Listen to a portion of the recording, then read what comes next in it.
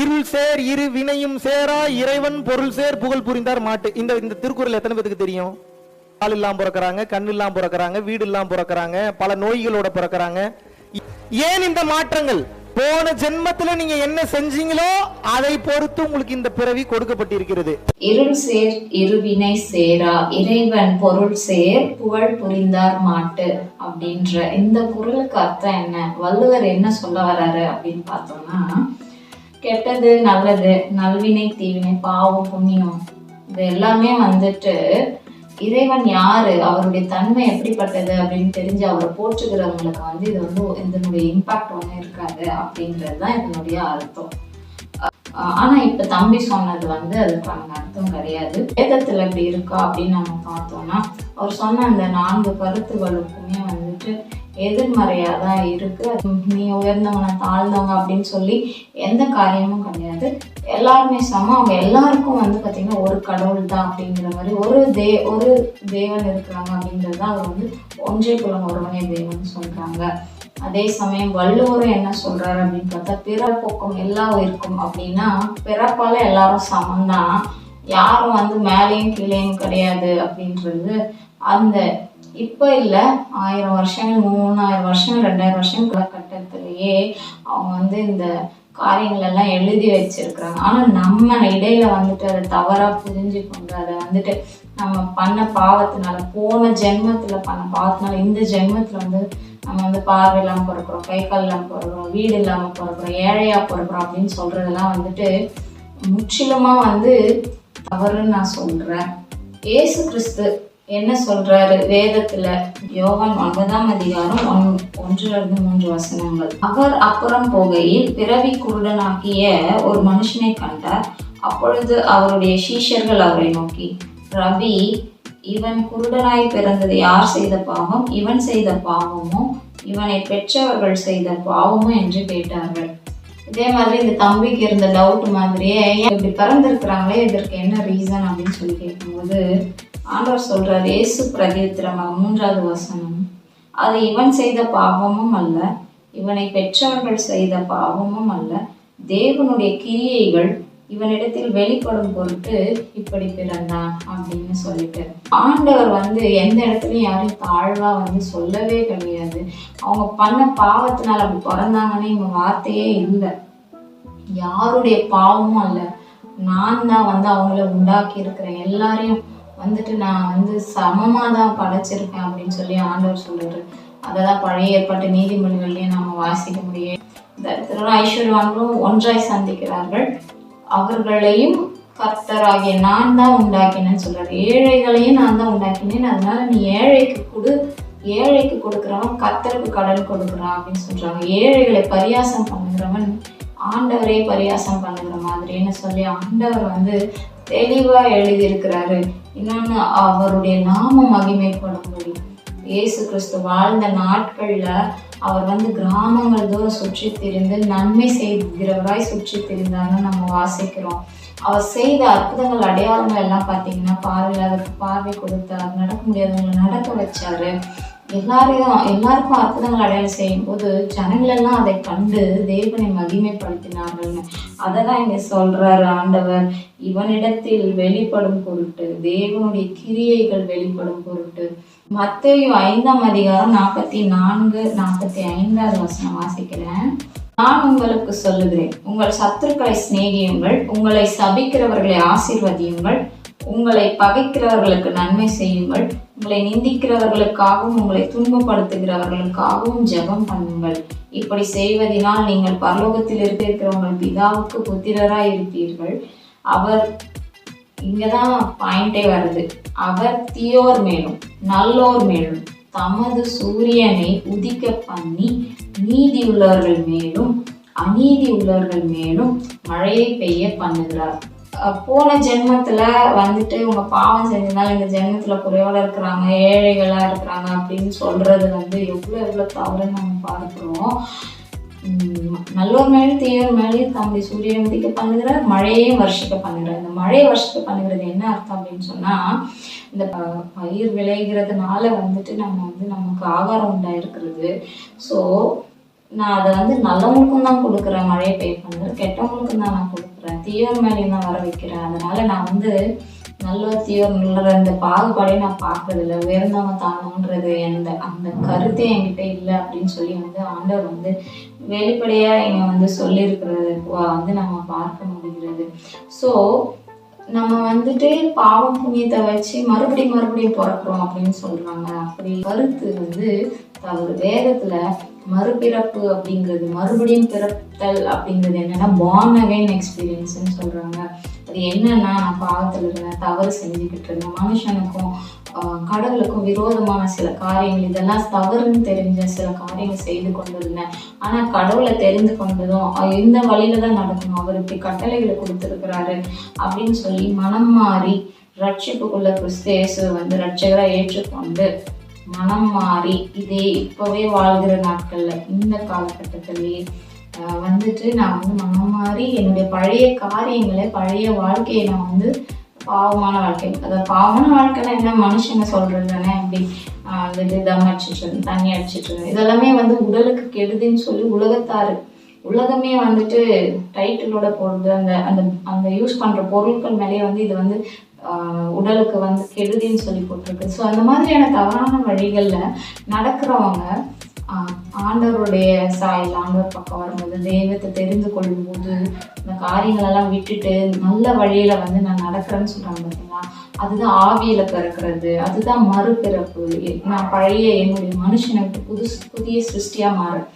யோவான் 3ஆம் அதிகாரம் 3-5 வசனத்துல நாம பார்க்க முடியும். இயேசு அவனுக்கு பிரதியுத்தரமாக, ஒருவன் மறுபடியும் பிறவாவிட்டால் தேவனுடைய ராஜ்யத்தை காண மாட்டான் என்று மெய்யாகவே உங்களுக்கு சொல்லுகிறேன் என்றார்.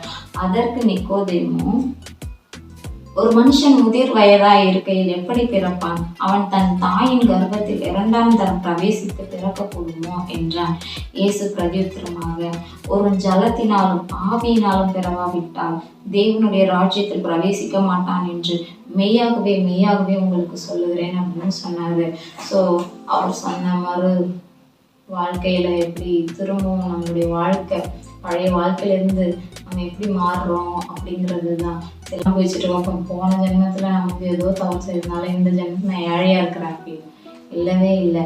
வேதத்துல சொல்றது, உன்னுடைய ஆரம்பம் அற்பமா இருந்தாலும் உன்னுடைய முடிவு வந்து சம்பூரணமா இருக்கும் அப்படின்னு சொல்லிட்டு ஆண்டவர் என் கூட இருக்கிறாரு, ஆண்டவர் எனக்கு வழிகாட்டுறாரு, அவருடைய வழிகளில் நான் கட்டளைகள்ல, அவருடைய கற்பனைகள்ல, நல்ல வழிகள்ல நடக்கும்போது ஆண்டவர் சொல்றாரு, உன் வாழ்க்கை நீ இப்படியே இருக்க மாட்ட, உன்னுடைய வாழ்க்கை மாறும், உன்னுடைய உள்ளம் மாறும், நீ வந்துட்டு உன்னுடைய முடிவு வந்து சம்பூரணமா இருக்கும், நீ வந்து உன்னுடைய காரியங்கள் தலைக்கீழா எப்படி வேணா மாறும் அப்படின்னு சொல்லி. நாங்கள்லாம் வந்து ஒன்றும் இல்லாத, வசதி இல்லாத வந்து ஏழையா வளர்ந்தவங்க தான். ஆனா இப்ப எங்ககிட்ட ஆண்டவர் தெரிந்து அவருடைய வழிகளில் நடக்கும்போது எங்களுக்கு அனுகூலமான காரியங்கள் செய்திருக்கிறாரு, எங்களை ஆசீர்வதிச்சிருக்கிறாரு. இன்மைக்குரிய ஆசீர்வாதங்கள், உலகத்திலையும் ஆசீர்வாதங்கள், அதே சமயம் ஆவிக்குரிய ஜீவனுக்குரிய வாழ்க்கையிலையும் வந்து எங்களை ஆசீர்வதிச்சிருக்கிறாருங்கிறது தான் வந்துட்டு மறு ஜென்மம். அதுதான் வந்து வாழ்க்கையில வந்து வாழ்வியலுக்கு அதுதான் ஒரு மாற்றம்.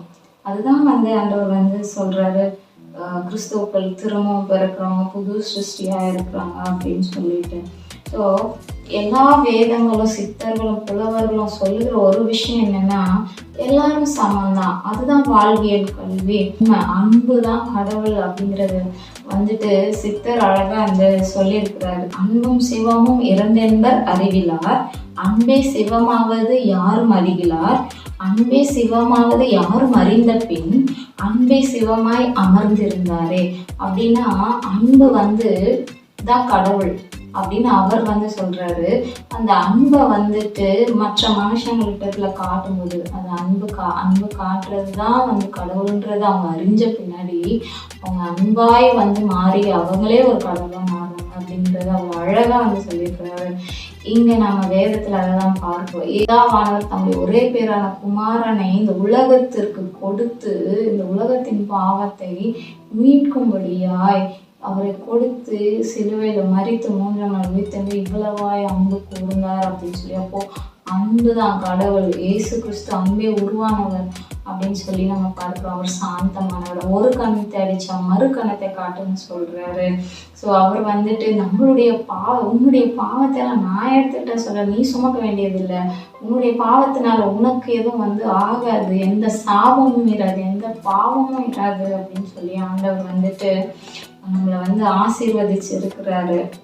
டோட்டலாக நம்ம பார்த்தோம் அப்படின்னு சொன்னால், முழுசாவே பார்த்தோம் அப்படின்னு சொன்னால், பிறப்புக்கும் எல்லா உயிருக்கும் பிறக்கும்போது எல்லாரும் சமம், யாரும் உயர்ந்தவங்க தாழ்ந்தவங்கலாம் கிடையாது. இதுதான் எல்லா தலைவர்களும் வலியுறுத்தினாங்க. அதுக்கப்புறம் பார்த்தோன்னா மகாத்மா காந்தி கூட வேதத்தில் இருக்கிற ஆண்டவருடைய ஆண்டவருடைய இந்த வழிகளை பார்த்து தான் அவர் அகிம்சை வழியில நம்ம தேசத்துக்கு விடுதலை சுதந்திரம் பெற்று கொடுக்க முடியும்னு சொல்லி அதை ஃபாலோ பண்ணி அவர் சுதந்திரத்தையும் பெற்று வாங்கி கொடுத்தாரு. ஸோ கலாத்தியர் 3:28 நம்ம வாசிச்சோம் அப்படின்னு சொன்னா, யூதன் என்றும் கிரேக்கன் என்றும் இல்லை, அடிமை என்றும் சுயாதீனன் என்றும் இல்லை, ஆண் என்றும் பெண் என்றும் இல்லை, நீங்கள் எல்லாரும் கிறிஸ்து இயேசுவுக்குள் ஒன்றாய் இருக்கிறீர்கள். ஸோ ஆண்டவராகிய கிறிஸ்து இயேசுக்குள்ள இந்த மொழி அந்த மொழியும் கிடையாது, இந்த ஜாதி அந்த ஜாதியும் கிடையாது, ஏன் இந்த ஊர் அந்த ஊர், அந்த நாடு இந்த நாடுன்னு கிடையாது, ஆண் என்றும் பெண் என்றுமே கிடையாது. நீங்கள் எல்லாரும் கிறிஸ்து இயேசுக்குள் ஒன்றாயிருக்கிறீர்கள், நீங்க எல்லாரும் சமம்தான். ஆண்டவர் சொல்றாரு, 12 சீஷர்கள் எனக்கு இருந்தது போல அவருக்கு பெண் சீஷர்களையும் ஆண்டவர் வைத்திருந்தார், அவர்களை கொண்டு ஆண்டவர் பெரிய காரியங்களை செய்தார். அவர்களுக்கு தான் உயிர் தெழுந்த பிறகு பெண்ணுக்கு அவர் தரிசனமாகி போய் சொல்லணும்னு சொல்றாரு. ஸோ ஆண்டவருடைய பார்வையில ஆத்மா விளையற பெற்றதா இருக்கிறது. ஸோ இங்க நம்ம பார்க்கிறோம், எந்த ஒரு பாவ புண்ணியத்தினால கொடூரமா நம்ம வாழ்க்கை இருக்கும்னு சொல்லலை. நம்ம செய்கிற தவறுகளுக்கு இப்ப வாழ்ற இந்த வாழ்க்கைக்குரிய இந்த இன்மைக்குரிய வாழ்க்கைக்கு பரலோகத்துல நம்ம அந்த காரியங்கள் பலன்கள் உண்டு அப்படின்னு சொல்றாரு. இந்த தம்பி சொல்றது போல பாவம் புண்ணியம் தெரிஞ்சாதானே பாவம் பெருகாதுன்ற மாதிரி கரெக்டு. ஆனா அதுக்காக இப்ப நான் ஏழ்மையா இருக்கிறேன்றதுக்காக போன ஜனத்துக்கு நான் செஞ்ச பாவன்றத ஏற்றுக்கொள்ள முடியாத ஒரு முரண்பாடான கருத்தா இருக்கு. வேதம் சொல்லுது, ஒரு முறை பிறப்பதும் ஒரு முறை இறப்பதும் பின்பு நியாயத்திற்கு அடைவதும் வேதத்துல நமக்கு மனிதர்களுக்கு நியமிக்கப்பட்டிருக்கிறதுங்கிறது தான் வேதத்துல சொல்லி இருக்கிறது. ஸோ இந்த நாள்ல நம்ம பார்க்குற ஒரு காரியம் என்ன அப்படின்னு சொன்னா, மோட்டிவேஷனல் ஸ்பீச் அப்படின்னு சொன்னா யாருடைய மனதையும் புண்படுத்தாம ஒருத்தவங்களை என்கரேஜ் பண்ணி அவங்களுடைய வாழ்க்கையில அடுத்து என்னால் எல்லாமே செய்ய முடியுன்ற ஒரு கட்டத்துக்கு கொண்டு போகிறது தான் மோட்டிவேஷனல் ஸ்பீச். அதுதான் இந்த வேதத்தில் நிறைய வசனங்கள் ஆண்டவர் கொடுத்துருக்கிறாரு. பயப்படாத, நான் உன்னோட கூட இருக்கிறேன், நான் உண்மை விட்டு விலகுவது இல்லை, உன்னை கைவிடுவது நான் உன் தேவன், கலங்காதே திகையாதே அப்படின்னு சொல்றாரு. நீ உலகத்துக்கு வெளிச்சமா இருக்கிற, நீ உலகத்துக்கு உப்பாய் இருக்கிற அப்படி சொல்றாரு. ஸோ நீ தண்ணீர்களை கடக்கும்போது நான் உன் கூட இருக்கிறேன், ஆறுகளை கடக்கும்போது உன்னோட கூட இருக்கிறேன், நீ அக்னியில் நடக்கும்போது அந்த அக்னி உன்னை பற்றாது அப்படின்னா, அந்த மாதிரி சூழ்நிலைகள்ல போராட்டங்கள்ல நிந்தனைகள்ல போனாலும் கூட நான் உன்னை தாங்குவேன்னு சொல்றாரு. நீ எல்லாரும் சமம் தான் சொல்றாரு. எல்லா ஜாதிகளையும் ஒரே ரத்தத்தினால உண்டாக்கி ஆண்டவர் எங்கெங்க முன் குறித்திருக்கிற இடத்துல அவங்கள வாழ வைக்கிறாராமா, அந்த மாதிரி சொல்றாரு. ஸோ இதுதான் மோட்டிவேஷனல். நீ உன்னுடைய ஆரம்ப அற்பமா இருந்தாலும் முடிவு சம்பவம்னு சொல்றாங்க. ஸோ உனக்காக நான் என்னுடைய ஜீவனையே கொடுத்துட்டேன், உன்னுடைய பாவம் என்னுடைய சிலுவையினுடைய அந்த பாடுகளுக்கு முன்னாடி ஒன்றும் இல்லை, நான் தியாகமாய் நான் உனக்காக எல்லாவற்றையும் ஏற்றுக்கொண்டேன்னு சொல்றாங்க. ஒரு ஆடு காணாமல் போனாலும் அந்த ஆடை தேடி போகிற ஒரு நல்ல மெய்ப்பரா இருக்கிறேன் அப்படின்னு சொல்றாங்க. ஸோ இதெல்லாம் தான் பார்த்தீங்கன்னா மோட்டிவேஷனல். ஒரு ஒன்றுமில்லாத ஒரு மனுஷனையும் ஒரு பெரிய ராஜாவாய் மாற்றுகிறது. ஆடு மேய்த்து கொண்டிருந்த தாவீதை ராஜாவாய் மாற்றினார். அந்த மாதிரியான காரியங்கள் தான் பார்த்தீங்கன்னா மோட்டிவேஷனல் அப்படின்னு சொல்லுவாங்க. அது இன்ஸ்பயர் பண்ணணும், மற்றவங்களை இன்ஸ்பயர் பண்ணணும். இந்த மோட்டிவேஷனல் நம்ம பேசுகிற பேச்சு மற்றவர்களை இன்சல்ட் பண்ணக்கூடாது, அதை தான் நம்ம பார்க்குறோம். சமயம் வாய்த்தாலும் வாய்க்காவிட்டாலும் திருவசனத்தை ஜாக்கிரதையாய் பிரசங்கம் பண்ண, இந்த வார்த்தை அந்த ஆண்டவருடைய வார்த்தையை நம்ம சரியாக பிரசங்கம் பண்ணணும், சத்தியத்தை சத்தியமாக பிரசங்கம் பண்ணணும். நம்ம மற்றவர்களை கட்டுகிற ஒரு பிரசங்கமா இருக்கணும், மற்றவர்கள் லைஃபை கட்டணும், தவறான காரியங்களை அதை வந்து சீர்குலைக்கிற, சமுதாயத்தை சீர்குலைக்கிற காரியங்களை வந்து சரிப்படுத்துகிறதா இருக்கணும். நான் கூட சர்ச்சில் வேலை செய்கிறதுக்கு முன்னாடி எவ்வளோ சாங்ஸு, சினி சாங்ஸு நான் கேட்குறது உண்டு. அது இருந்துச்சு என் ஃபோனில். ஆனால் நான் சர்ச்சில் வேலை செய்கிறோம், நம்ம வந்து ஒரு ஊழியர் இருக்கிற இடத்துல, ஆண்டவருடைய பிரசன்னம் இருக்கிற இடத்துல நம்ம இருக்கிறோம் அப்படின்னு சொல்லி நானே, யாரும் எனக்கு எதுவும் சொல்லலை, ஆனால் என்னாலே நானே உணர்த்தப்பட்டு இது தவறு, இந்த மாதிரியான காரியங்கள் நமக்குள்ளே இருக்கக்கூடாது அப்படின்னு சொல்லி ஒரு 10 வருஷத்துக்கு முன்னாடி நான் வந்து என்னுடைய மொபைலில் இருந்து அந்த 1500 சாங்ஸ் இருக்கும், அந்த ஆடியோ சாங்ஸ் எல்லாவற்றையும் நான் வந்து டெலீட் பண்ணேன். இப்போ வரைக்கும் என்னிடத்துல என் ஃபோனில் பார்த்தீங்கன்னா இந்த மாதிரியான சினிமா சாங்ஸ் வந்து நான் ஃபோனில் இல்லை. சினிமா சாங்ஸ் அவ்வளோ முன்னாடி நான் கேட்குறது தானே. இப்போ அந்த சாங்ஸ்லாம் எதுவுமே என்னிடத்துல இல்லை. நான் என்னையே நான் மாற்றிக்கொள்ள ட்ரை பண்ணுறேன். ஆண்டவர் இவர் தான், அவருடைய அன்பு இதுதான், அவருடைய தன்மைகள் தெரிஞ்சதும் எனக்குள்ளே வர அந்த மாற்றம் தான் நான் மறுபடியும் பிறக்கிறதா. அதே இந்த இப்போ வாழ்ந்து கொண்டிருக்கிற இப்போ காலகட்டத்திலே நான் வந்து வாழ்ந்து மற்றவர்களுக்கு நான் வந்து எந்த ஒரு தீங்கும் விளைவிக்காத ஒரு ஜென்மமாக ஒரு பிள்ளையாக வாழ்கிறது தான் ஆண்டவர் சொல்கிறது. என்னுடைய பிள்ளையாக நீங்கள் இப்படி இருக்கணும்னா, தேவனுடைய புத்திரராக மாறணும்னா, ஆவிக்குரியவர்களாக நீங்கள் வந்து நடக்கணும் அப்படின்னு சொல்லிட்டு, இதுதான் வந்து மோட்டிவேஷ்னல். ஆண்டவர் சொல்றாரு, உலகத்தில் வந்த எந்த மனுஷனையும் பிரகாசிப்பிக்கிற ஒளியே அந்த மெய்யான ஒளின்னு சொல்லிட்டு.